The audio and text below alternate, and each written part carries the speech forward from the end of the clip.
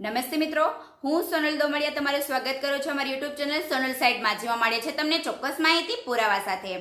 મિત્રો, ટાટ ભરતી 2019ના જે મેં વિડીયો બનાવેલા છે એમાં મને કોમેન્ટ બોક્સમાં એક કમેન્ટ આવેલી છે કે CCC ને જે સર્ટી છે એની જરૂર આ ભરતીમાં પડશે.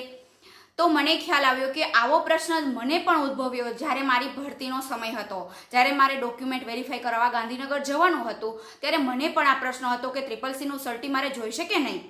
તો આ પ્રશ્ન જે આ મિત્રના મનમાં ઉદ્ભવ્યો છે, તો એ જ મેં સમજ્યું કે જો આ ઘણા બધા જે ઉમેદવારો છે એના મનમાં આ પ્રશ્ન હશે જ, તો હું આ બધા તમારો જે પ્રશ્ન છે બધાનો એ જ હું સોલ્વ કરું આ વિડીયોમાં. તો જો CCC ક્યારે કરવું, તમારે નોકરી મળી જાય એ પછી કેટલા સમયગાળામાં કરવું જોઈએ, શા માટે કરવું જોઈએ, તો આ બધી માહિતી મેળવવા માટે અમારા વિડીયોને એન્ડ સુધી તમે જોતા રહો. આમાં મેં અમુક પોઈન્ટ લીધેલા છે જે તમારા સમગ્ર જે CCCની જે લઈને છે એ બધી જ માહિતી મળી રહેશે. તો પહેલો પોઈન્ટ છે કે ટાટ ભરતીના ડોક્યુમેન્ટમાં CCCની સર્ટી છે એની જરૂર પડે છે? તો ના.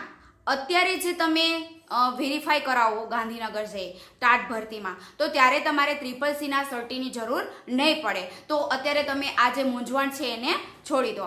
બીજો પ્રશ્ન છે, નોકરી મળ્યા પછી CCC કેટલા વર્ષમાં કરવું? મિત્રો, 5 વર્ષ સુધી આપણે ફિક્સ જે ભરતી છે એમાં હોઈએ છીએ. તો આ ફિક્સ જે આપણો પગાર ધોરણ છે તે દરમિયાન તમે CCC જે એક્ઝામ છે એ આપી શકો છો અને એનું સર્ટી મેળવી શકો છો. પરંતુ મિત્રો, એક ખાસ વાત યાદ રાખજો કે જે આ CCCનું સર્ટી છે તમે કદાચ નોકરી મળ્યાના 2 વર્ષમાં કરી લો છો તો એનું જે સર્ટી છે એ તમારે એડ નહીં થાય, પરંતુ 5 વર્ષ થશે પછી જ આ એડ કરવામાં આવશે. પછીનો પ્રશ્ન છે કે CCCની જરૂર નોકરી પછી શા માટે? એટલે કે તમને ગવર્મેન્ટમાં જોબ મળી ગઈ છે તો નોકરી પછી તમારે આ CCCની જરૂર શા માટે પડે છે? તો એનું એક કારણ છે કે 5 વર્ષ ફિક્સ હોય છે અને 5 વર્ષ પછી તમે ફૂલમાં આવી શકો છો. તો ફૂલમાં આવી ગયા પછી તમારે જો ઉચ્ચતર પગાર ધોરણ મેળવવું હોય તો એના માટે આ CCCના સર્ટીની જરૂર પડે છે.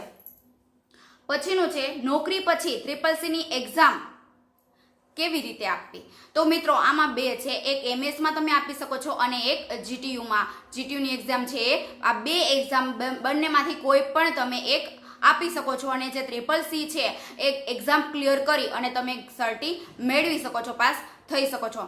તો આ વિડીયોમાં તમને જે જરૂરી માહિતી છે એ લગભગ બધી મળી ગઈ હશે અને હું આશા રાખું છું કે આ વિડીયો તમને પસંદ આવ્યો હશે. જો આ વિડીયો પસંદ આવ્યો હોય તો એક લાઈક કરજો અને તમારા મિત્રો સાથે શેર કરજો. અને આવા જ વિડીયો જોતા રહેવા માટે અમારી ચેનલને જે નવા મિત્રો છે એ સબસ્ક્રાઇબ કરી લેજો અને બાજુમાં બેલ આઇકન છે એને પ્રેસ કરજો, જેનાથી તમને આવા જ નવા વિડીયો મળતા રહે, નવી માહિતી મળતી